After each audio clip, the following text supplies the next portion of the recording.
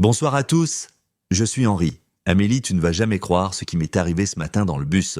Bienvenue encore une fois sur Bonjour Cast Français, chers auditeurs. Henri, raconte-moi tout. Qu'est-ce qui s'est passé dans le bus ? Alors voilà, je monte dans le bus numéro 12 comme chaque matin. Je cherche ma carte de transport dans mon sac, mais je ne la trouve pas. Je deviens nerveux, les gens attendent derrière moi. Oh non, c'est le pire moment pour perdre sa carte. Et après, qu'est-ce que tu as fait ? Le chauffeur était très gentil, heureusement. Il m'a dit de payer en espèces. J'ai donné 2 € pour un ticket simple. Mais le plus drôle arrive après. Je t'écoute, je suis curieuse maintenant. Je m'assois près de la fenêtre et juste à ce moment-là, je sens quelque chose dans ma poche arrière. Tu sais ce que c'était ? Ta carte des transports ? Exactement. Elle était là depuis le début. Je me suis senti tellement stupide. Amélie, et toi, comment tu te déplaces habituellement pour venir ici ? Moi, je viens toujours à vélo. J'habite à seulement 3 km du studio. C'est parfait pour moi. Et c'est bon pour la santé aussi.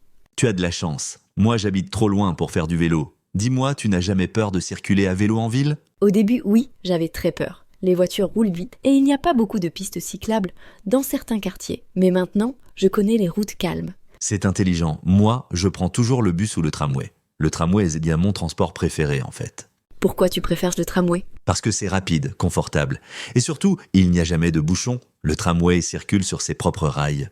Il arrive toujours à l'heure. C'est vrai, le tramway est pratique. Mais nous n'avons pas de tramway partout dans notre région, malheureusement. Chers auditeurs, dites-nous en commentaire quel transport vous utilisez le plus dans votre ville ? Le bus, le métro, le vélo, la voiture ? Oui, parlez-nous de votre expérience. Nous adorons lire vos commentaires. Amélie, tu sais ce qui me manque vraiment ? Un bon réseau de métro. Ah, tu veux parler du métro comme à Paris ? Exactement. À Paris, tu peux aller partout avec le métro. C'est incroyable. Ici, dans notre petite ville, nous n'avons pas de métro. C'est normal, Henri. Le métro coûte très cher à construire. Seulement les grandes villes peuvent avoir un métro. Notre ville a environ 100 000 habitants. C'est trop petit. Je comprends, mais on peut rêver, non ? Bon, parlons de quelque chose de plus drôle. Tu te souviens de ton premier jour en vélo en ville ? Oh oui, c'était catastrophique. J'ai pris un sens interdit par accident. Une dame m'a crié dessus. J'étais tellement embarrassée. Ah, tout le monde fait des erreurs au début. Moi, la première fois que j'ai pris le bus, seul, j'étais adolescent. Je suis descendu au mauvais arrêt. Qu'est-ce que tu as fait ? J'ai marché pendant 40 minutes pour rentrer à la maison. Je ne connaissais pas bien le quartier. C'était une aventure. Au moins, tu as découvert de nouveaux endroits. Henri, parlons un peu des taxis. Tu prends souvent des taxis ? Pas souvent, seulement pour les urgences ou quand il pleut beaucoup. Les taxis sont chers ici. Un trajet de 10 minutes coûte environ 15 €. C'est cher, en effet. Moi, je préfère utiliser les applications de covoiturage. C'est moins cher que les taxis traditionnels. Oui, le covoiturage est une bonne alternative. J'utilise ces applications quand je sors le soir. C'est pratique et sécurisé. Exactement, et le conducteur vient directement te chercher où tu es. Pas besoin d'attendre dans la rue. Amélie, tu sais ce qui m'énerve vraiment dans les transports en commun ? Non, dis-moi. Je sens que tu vas raconter quelque chose d'amusant. Les gens qui mettent leur musique sans écouteurs. C'est tellement impoli. Hier, dans le bus, un jeune homme écoutait du rap très fort sur son téléphone. Oh, je déteste ça aussi. Tout le monde doit écouter sa musique. Ce n'est pas respectueux des autres passagers. Et aussi les gens qui mangent des choses qui sentent fort dans le bus. L'autre jour, quelqu'un mangeait un sandwich au thon, toute la cabine sentait le poisson. Burk, c'est dégoûtant. Il y a des règles de politesse à respecter dans les transports publics. Chers auditeurs, qu'est-ce qui vous énerve dans les transports ? Écrivez-le dans les commentaires. Oui, nous voulons savoir. Bon, changeons de sujet. Amélie, tu connais les nouveaux bus électriques de notre ville ? Oui, je les ai vus. Ils sont silencieux et ne polluent pas. C'est excellent pour l'environnement. J'ai pris un bus électrique la semaine dernière. C'était impressionnant. On n'entend presque rien, juste un petit bruit léger. Notre ville essaie de devenir plus écologique. Dans 2 ans, tous les bus seront électriques. J'ai lu ça dans le journal. C'est une très bonne nouvelle. Les bus diesel polluent beaucoup. Ma grand-mère se plaint toujours de la fumée noire derrière les vieux bus. Elle a raison. La qualité de l'air va s'améliorer avec les bus électriques. Henri, tu as une voiture personnelle ? Non, je n'ai pas de voiture. Je n'en ai pas besoin. Les transports en commun suffisent pour moi. Et puis, une voiture coûte cher. L'essence, l'assurance, les réparations. Tu as totalement raison. Moi non plus, je n'ai pas de voiture. Mon vélo me suffit.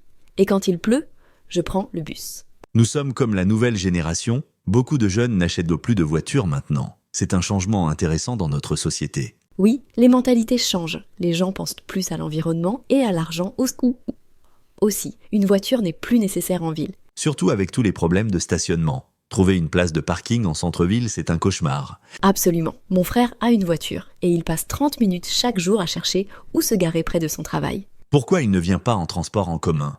Il habite dans un village à 20 km. Il n'y a pas de bus direct pour son travail. Il doit prendre sa voiture. Ah, c'est différent alors. Les gens qui habitent à la campagne ont vraiment besoin d'une voiture. Les transports en commun ne vont pas partout. C'est le grand problème des zones rurales. Mon frère rêve de déménager en ville pour éviter de conduire chaque jour. Conduire tous les jours, c'est fatigant. Dans le trafic, dans les embouteillages. Non merci, je préfère mon bus tranquille. Dans le bus, au moins, tu peux lire, écouter de la musique, regarder par la fenêtre. Tu ne dois pas te concentrer sur la route. Exactement, c'est mon moment de relaxation.